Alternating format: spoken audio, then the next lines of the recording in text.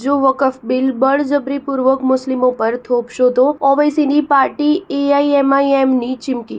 સંસદમાં વકફ સુધારા બિલ લાવ્યાની વચ્ચે ઓલ ઇન્ડિયા મજલિસે ઇત્તેહાદુલ મુસ્લિમીનએ દેશવ્યાપી આંદોલન શરૂ કરવાની વાત કહી છે। અસદુદ્દીન ઓવૈસીની પાર્ટીના દિલ્હી પ્રદેશ અધ્યક્ષ શોએબ જમાઈએ કહ્યું છે કે જો બિલને બળજબરીપૂર્વક મુસ્લિમો પર થોપવાનો પ્રયત્ન થયો તો દેશવ્યાપી આંદોલન થશે અને તેની શરૂઆત દિલ્હીથી થશે।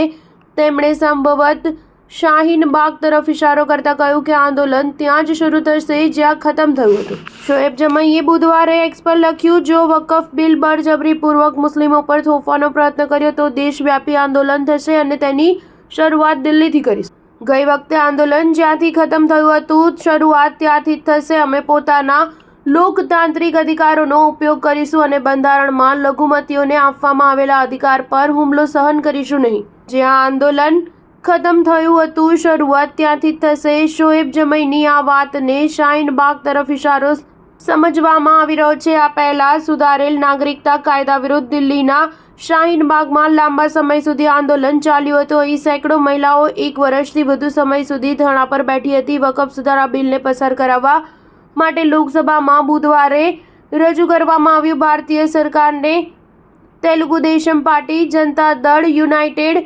શિવસેના અને લોક જનશક્તિ પાર્ટીનો પણ સાથ મળ્યો છે, જ્યારે કોંગ્રેસ સહિત અન્ય વિપક્ષી દળ નેતા વિરોધમાં છે। એઆઈએમઆઈએમ પણ આના વિરુદ્ધ અવાજ ઉઠાવી રહ્યા છે। હવે પાર્ટીએ દિલ્હીમાં આંદોલનની ચેતવણી આપી છે। એઆઈએમઆઈએમ આને મુસ્લિમો વિરુદ્ધ ગણાવી રહી છે। સ્ટાર ન્યૂઝ 7 હંમેશા સચ્ચાઈની સાથે।